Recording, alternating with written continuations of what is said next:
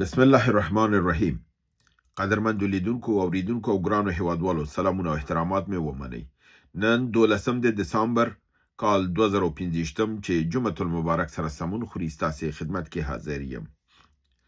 نن د نړیوالو سیمه ییزو وسایلو نه علاوه د خیبر پښتونخوا کې بریدونه او همدارنګې د ستاسې پوښتنو او تبصرو سره ستاسو حضور کې حاضر یم.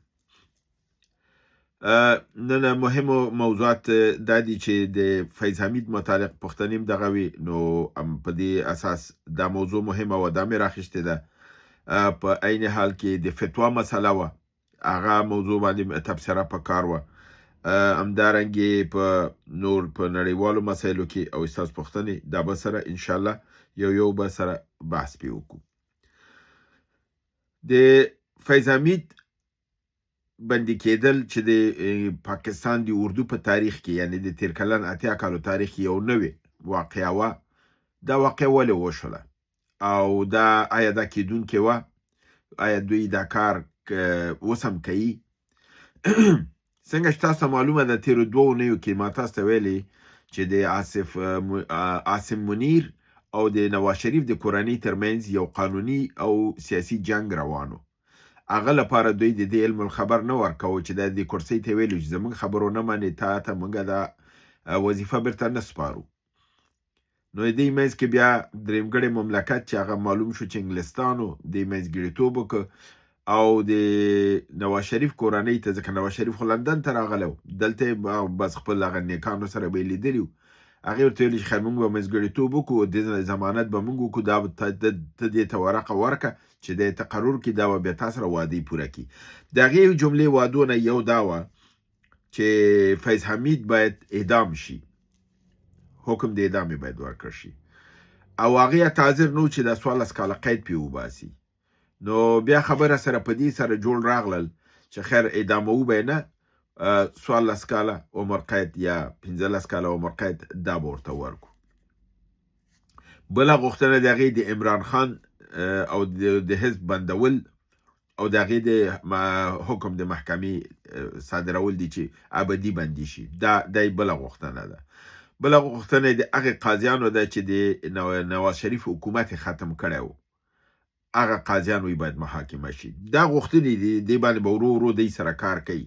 خو راځو د فیض حمید خبرې ته چې دوی خو اوس دا کار وکړه، فیض حمید باندې په ظاهره باندې دا حکم ورکړه. نو آیا فیض حمید به په هماغه زندانونو کې پریوځي چې کوم یو کې زرداري پریوتی و، کوم یو کې چې نواز شریف پروت و، کوم یو کې چې عمران پروت دی، کوم یو کې چې غفار خان پریوته، کوم یو کې چې ولی خان پریوته، کوم یو کې چې منګل پریوته، مزاري پریوته، دغه ټول سیاسیون ورغلي دي. نه، دا سړی به هلته نه بندي کېږي. کله چې مشرف باندې قید ووته او محکمې پې قید دغه که، هغه بندي نه شو، هغه په خپل فارم هاوس کې، تاسو معلومه ده د فارم هاوزونه د یو ښار قدر ته 300-400 جریبه، او په هغې کې د دنیا نعمتونه پکې، هاوس پکې، کورونه پکې، نوکر ورته ګرځي، کورونه مختلف په دې ساحو کې لغه لري، ځان ته اوز د اوبازۍ لري، د لوبو د ساترۍ ځایونه لري، د میوو ځای لري، د ترکاري ځای لري. په خپل ذات کې دا فارم هاوس د دوی چې دی، دا یو لویه دننه هستي، چیز بیرون ته سړی ضرورت نه پېښي، چې شی چې وغواړې هلته ته دا کوې، او ټوله دنیا تا ته راتلی شي. څوک چې ته غواړې هغه راځي، تا سره کینې خبرې کوي. د دې جنرالانو قید فارم هاوزي.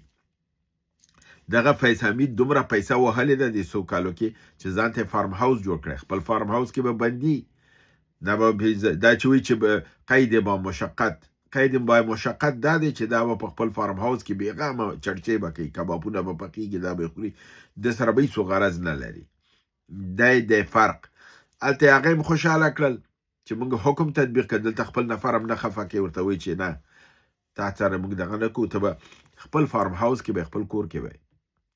دا د هغه توپیر د پاکستان د نظام دوګونې مخ.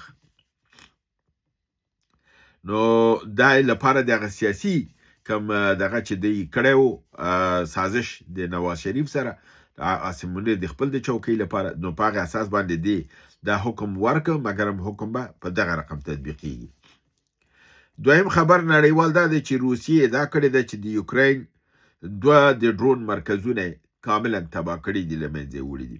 بر علاوه له دې نه په حدود د 300 ډرون یوکرین پر روسیې باندې ورتوغولي وو چې د هغې نه 280 ډرون یې ورته روسیه وایي چې موږ له منځه وړي دي. راځمه د خیبر پښتونخوا کې د تیرو 2 ورځو کې واقعاتو باندې. په 10 د دسمبر خیبر پښتونخوا کې 15 بریدونه شوي دي. په ټانک کې 2 بریده شوي، هزاره کې 1، بنو کې 1 او بجاور کې 1. د ټانک ولسوالۍ په بلوچو چوکۍ باندې د سنایپر حملې کې 1 سکیورټي کامرا له منځه وړل شوې ده. همدارنګې په زام قلعه کې سنایپر حمله کې 1 عسکر وژل شوی دی. په هزاره بټګرام ټارګټ برید کې 1 پولیس افسر وژل شوی دی.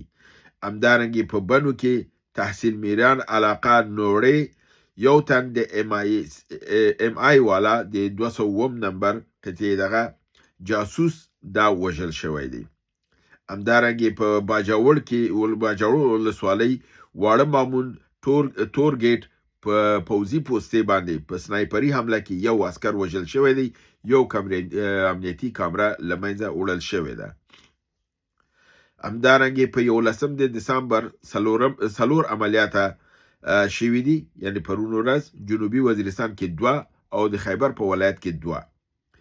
د وزیرستان جنوبي په ولسوالۍ سرویکا کې چې دا واقعیت ته د راپور پرون ورکړی دی، خو وایي چې واقعیت 3 ورځې مخکې شوې ده. په تنګه د سرویکا کې د پوځ په موټرونو کاروان باندې برید شوی دی. مالی او ځاني تلفات راډول شوي دي او موټرونه تخریب شوي دي. په ولسوالۍ بدر تنګړای کې 1 عسکر وژل شوی دی، 1 زخمی شوی دی، 1 د توپ لانچر بیس هم له منځه وړل شوی دی. په خیبر ولایت کې په ولسوالۍ باړه کې د اکاخیلو خوانګي په 2 چک پوسټونو باندې برید شوی دی چې په 1 عسکر وژل شوی دی، 1 هم ټپي شوی دی. دا د 10 او 11 واقعیت په خیبر پښتونخوا کې. راځم استاسو پښتنو ته د عادل صبري ورور پښتنه کړې ده چې ټي ټي پی ټول پاکستان باندې 1 ځل بریدونه شروع کړي. آیا پاکستان به فتح شي او که ټي ټي پی فوز کم دی؟ د دې ورور دا پیشنهاد دی چې که فرضاً دی یو دم په ټول ځای کې دا اصلا د داسې فکر کوي چې دا ټي ټي پی منظمه قوا ده. ټي ټي پی وروره منظمه قوا نه ده او دا چریکي قوا ده. چریکي قوا هیڅکله په ښارونو باندې یو ځلي برید نه کوي. دی موقع ته ګوري، کوزیږي، دښمن له منځه وړي، بیرته عقب نشیني کوي. دغه کامیابي د ګوریلایي یا د چریکي جنگ ده. دا تاسو چې کوم نظر ورکوي دا د نقطې نظر د نظامی نه فول سکیل وار ته خبره تاسو کوي. فول سکیل وار دغه د دوی سره نشته دی چې دی هغه وشي کولی په ټول ښارونه لاړ شي. ځکه چې تاسو داسې یو تصور وکئ بیا تاسو ته دا قناعت ترلاسه کیږي. پاکستان پوځ منظم پوځ دی، هغه ټرین شوی دی، جهازونه په سر لري، دافع هوا لري، راکټونه لري، ټانکونه لري، شاته سپلای لري، که مخکې راځي وهل کوي، که ماته خوري شاته تللی شي. تاسو ماته وایئ چې دا مجاهد که وال وخوري چېرته پټ شي؟ د مجاهد ته د شا د خوا نه سپلای څوک کوي؟ مجاهد چې راشي برید وکړي ښار ونیسي، ښار په کوم مټ باندې بیرته وساتي؟ خو د چکلاله نه جهاز راځي چې کوم ځای کې اوس یې بمباردی دی. فرض وکړه د خیبر پښتونخوا یې ټوله ونیوله چې ورسره دافع هوا نشته، ورسره جهاز نشته، ورسره ډرون نشته، ورسره راکټ نشته، نو ښار ساتلی شي؟ خو نشي ساتلی. نو کله چې ته فل سکیل وار لپاره فوج نه لري، دا فوج نه دی، ټي ټي پی فوج نه دی. ټي ټي پی ګوریلایي ډلې دي، وړوکې ډلې دي او ګوریلایي ډلې همیش 10-15 کسو نه زیات نه، نهایت 10 کسو پورې د ده نه زیات نه، ځکه چې زیاتیږي بیا مشکلات جوړیږي، بیا ډرون راځي، تیارې راځي، زرې په نښه کوي، ولي لږ تعدادي لږ راځي کوزیږي برید کوي بیرته ځي. دغه فرق دی چې تاسو کوم شی وایي چې دی ولې په ټول ښارونو نه ځي، دی په ټول ښارونو نشي تللی. تاسو ویلی چې کېدای شي دی فوز کمي، فوز کموالی پورې نه ده. فرض وکړه چې دا د ټي ټي پي 100,000 فوز همدا اوس تیار ولري. دغه 100,000 فوز په دغه ښار چې کوز کي په څه شي بیرته وساتي؟ جهاز ورسره نشته. نن جنگ د جهازونو دی، د راکټونو دی، د میزایلونو دی، د بې پیلوټه الوتکو دی. نو دې تر خو یو هم نشته که نه. دغه ځکه تاسو لږ ذره اشتباه هم کړې ده. تاسو د دې باندې فکر کوئ ټي ټي پي فول سکل وار لپاره فوج دی. نه، دا هغه فوج نه دی، دا ګوریلایي ډلې دي. ګوریلایي ډله راځي، وار کوي، بیرته ځي. دښمن ته صدمه رسوي، خپل ځان ته صدمه نه رسوي. 5 راکوزیږي، 5 وژني، یو یې خپل نه خوږیږي. دا علت دی چې بیا غټ فوز ناکامیږي، ځکه د هغه تلفات ورکوي، دی تلفات نه ورکوي. هیله ده چې تاسو د پوښتنې ځواب شوی. د دې نه زیات تفصیل به فکر نه کوم چې لازم وسي. جانباز ورور وایي چې څنګه ځان پاکستان نه خلاص کړو. ځان د پاکستان نه، د نړۍ نه ځان څنګه خلاص کړو. مګر ټول خلک د پیسو په مقابل کې وروره جاسوسان دي. د پیسو په مقابل کې خپل ایمانونه یې خرڅ کړي دي. څوک ایران باندې خرڅ دی، څوک پاکستان باندې خرڅ دی، څوک په امریکې خرڅ دی، څوک په انګریز خرڅ دی، څوک په هندو خرڅ دی. که غواړئ چې د پاکستان نه ځان خلاص کړئ، که غواړئ اول ځانونه د مادیاتو نه خلاص کړئ. که ستونزه در باندې راغله، مشکل راغی، هغه مشکل وزغمئ. زی ما د ډالرو مقابل کې ځان مه خرڅوئ. د پښتنو په حصه کې خو دا یو ټکی ډېر دغه دی چې پښتانه ډېر با غیرته قوم دی، خو د پیسو په مقابل کې بیا خپه خویږي. دا یو عام تاثر دی ټول ته چې پښتانه د پیسو په او په ټول د تاریخ کې تاسو وګورئ. همدا اوس هم اسلامي امارت کې غټه ستونزه چې ده، ټولو پیسو ته مخه کړې ده. بالخصوص په محکمو کې حالت ډېر خراب دی. بله ورځ ما واورېد دغې وویلې، فکر کوم چې فطرت صاحب وویلې چې په افغانستان کې فساد اداري صفر شوی دی.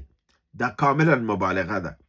دا زما ذاتي معلومات دي، خپل د دننه چې یو کس راته راکړي دي چې په قضا کې پیسه غواړي، 10,000 او 20,000 ډالر غواړي. نو څنګه فساد صفر شوی دی؟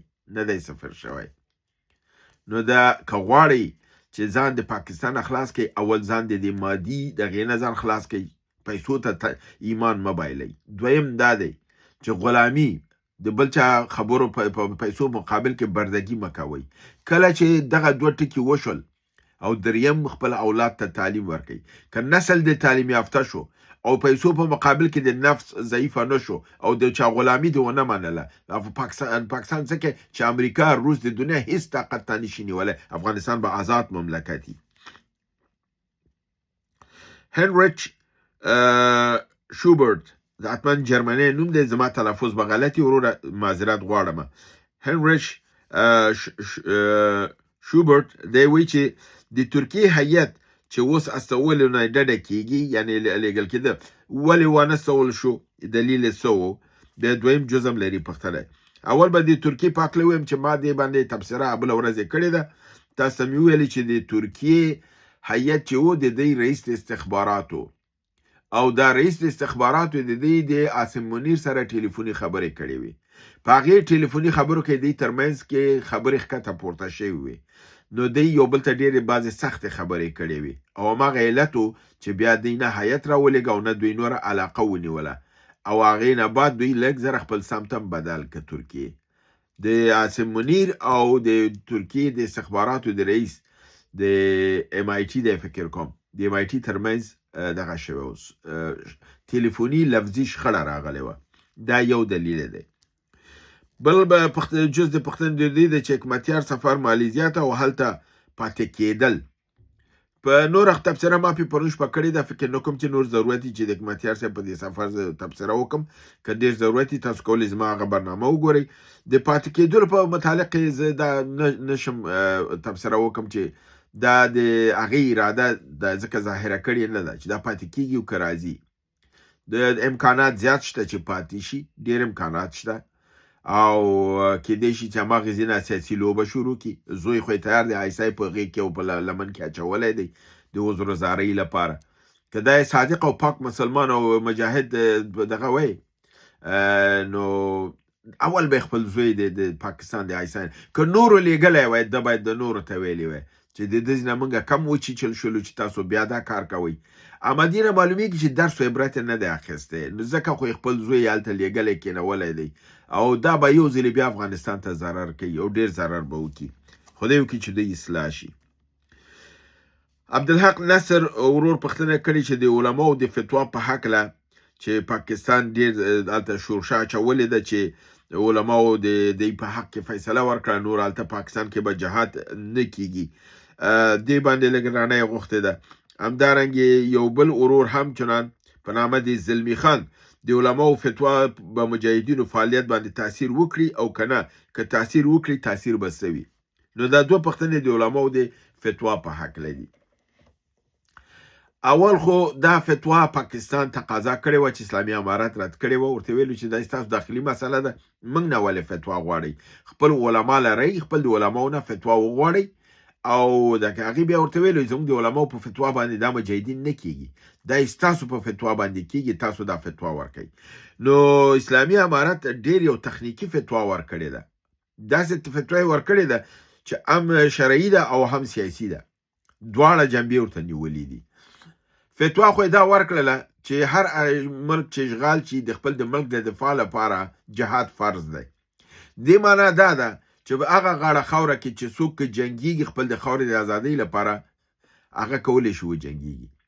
اگر چې دی په دې تناظر کې ویلې ده چې موږ افغانستان باندې امریکا راغله، روس راغی، موږ جهاد وکړه، جهاد فرض و په موږ باندې، او که پاکستان تم راشي په تام فرض دی جهاد زموږ. دا یو دا درس ورته ورکړه. بل ورته دا درس ورکړه چې هلته چې څوک جهاد کوي هغه یې کولی شي، مګر دی ونه ویلي چې ویلي چې زموږ افراد زمونږ کسان هغه اړه جهاد ته نشي تللی. دې معنا دا نه ده چې هلته جهاد فرض نه دی، ولی زمونږ کسان اخوا ته جهاد ته تللی نشي. یعنی دی دا ویل چې زمونږ جهاد په افغانستان کې د اشغال مقابل کې که څوک هغه اړه اشغال دغه کوي جهاد کوي، دا د هغوی کار دی، هغې کې زمونږ نه د فتوا هم ورنه کړله په حساب کې او فتوا یې ورم کړله. فتوا یې داسې ورکړله چې یعنې جهاد که څوک خپل د خاورې د ازادۍ لپاره کې اجازه شته دی، او دا فتوا یې ورنه کړله چې جهاد حرام دی او څوک یې نشي کولی هلته. اما پاکستان لګیا دی د دې نه منفي پروپاګندې کار اخلي او وایي چې موږ ته د فتوا یې ورکړله چې جهاد دلته حرام دی او جهاد نه کیږي، هغې دا پروپاګند کوي. اوس راځم دې ته چې دا ورور دا پوښتنه کړې زلمی خان چې آیا دا به ښه تاثیر وکړي یا منفي تاثیر وکړي. دا وروره منفي تاثیر به ډېر کمي، لپاره د هغه ښکته ډله مجاهدین چې بې خبره پاتې شي او دا فتوا ورته ورسیږي، په هغې باندې لږ تاثیر به وکړي. په کل کې د په دې تاثیر نه کوي چې مشران خپل په منځ کې سره پوه دي، که د ټي ټي پي مشران دي او که امارت اسلامي، هغې چون په خپل منځ کې تماس کې دي، هغې ته دا وایي دا فتوا خو هغه د موږ داسې ورکړې ده، تاسو خپل جهاد بلکل کولی شئ، موږ ستاسو خلاف فتوا نه ده ورکړې. د ده لپاره هغې په دې پوهېږي دا فتوا څه ده، د پاکستان د پروپاګند په دغه کې نه راځي، عوام په هغه پروپاګند باندې غولېدی شي، اما مجاهدین او د مجاهدین مشران په دې فتوا نشي غولېدلی. انعام الله ورور د چارسدې نه دا تبصره کړې ده د پرون هغه ورور چې د ډرون متعلق خبره کړې، نو دې ویلي چې پیسې اوسي ډرون د هر ځای نه اخیستل کېدی شي. کاملا دقیق خبره کړې او درسته خبره کړې. او بله تبصره دا کړې ده چې حزب اسلامي او جماعت اسلامي د پاکستان دا دواړه چې دي، دا نه تنها چې د آیسای پپټس دي، دا د CIA لاسپوسې هم دي او دا دواړه CIA جوړ کړي دي. دا د زموږ د انعام الله ورور 8842 د چارسدې نه دا دغه تبصره وه.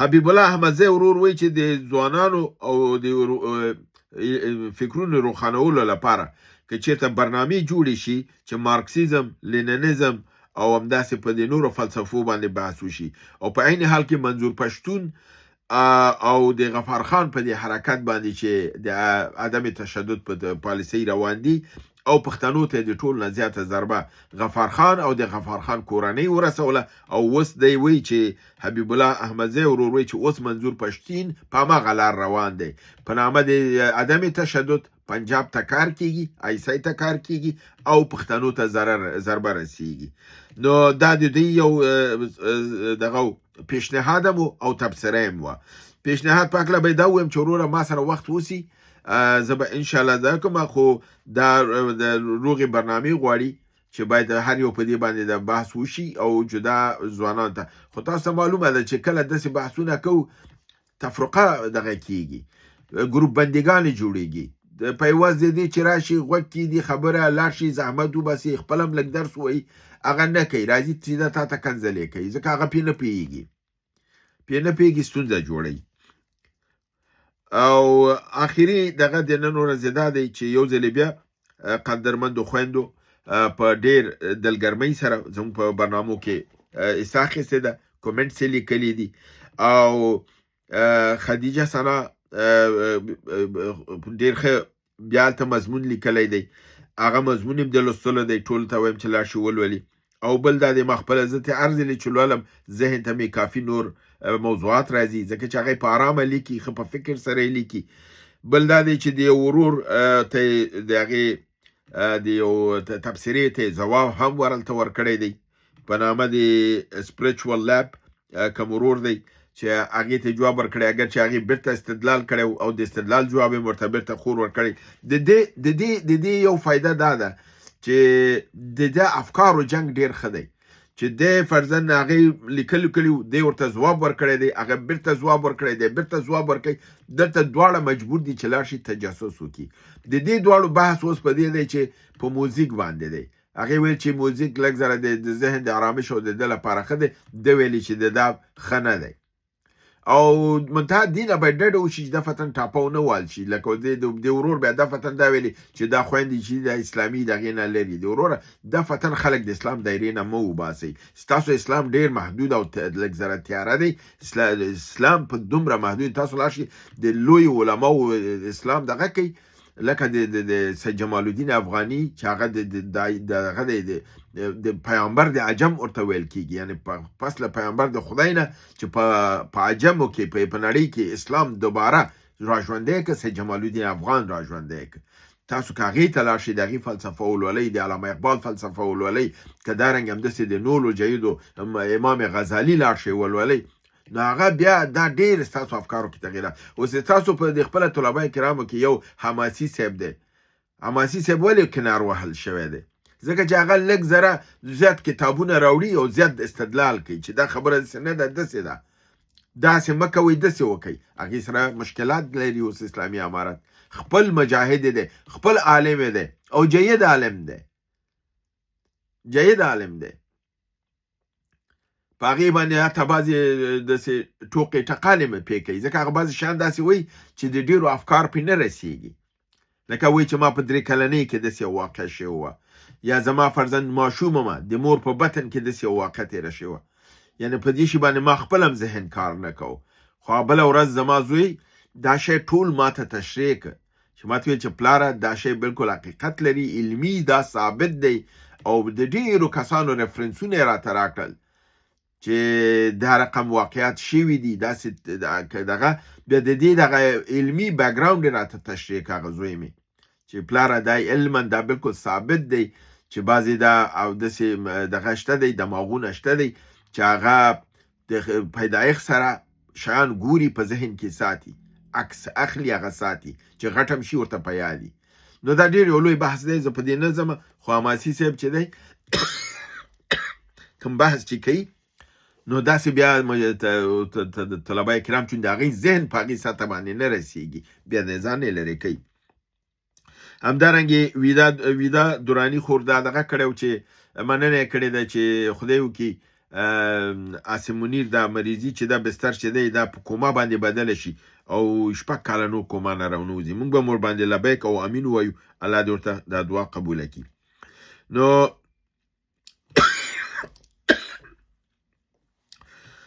سارا اندرسن حمیده جان نوی راغلی ده ګروپ ته زحل نور او سونیا نوري سادات. دا درې خویندې دي. ثنا امان، مریم سربلند، زکیه ابهات، زرغونه آر، ملکه رازقیار، لیلا خالقی. د ټولو خویندو هر یو راغلي خپل نظریات لیکلي دي او د ټولو نه مننه کوم او هیله ده چې ورونه هم همدارنګې دغه شي فعال شي، راشي ولولئ چې دوی څه لیکي. نور ورونه خو صرف دومره لیکي خیر خیریت برنامه ښه ده یو دا کوي، داسې راشي خپل افکار شریک کوي، نظریات هم شریک کوي، تیوریګانې هم ولیکئ. دا ډېر ښه دی. ایله ده چې برنامه وګورئ، خوښ کړئ، دوستانو سره شریکه کړئ. تر بل برنامې چې تاسو حضور ته حاضرېږم، تاسو په پروردګار د عالمیانو سپارم. وما علینا الا البلاغ.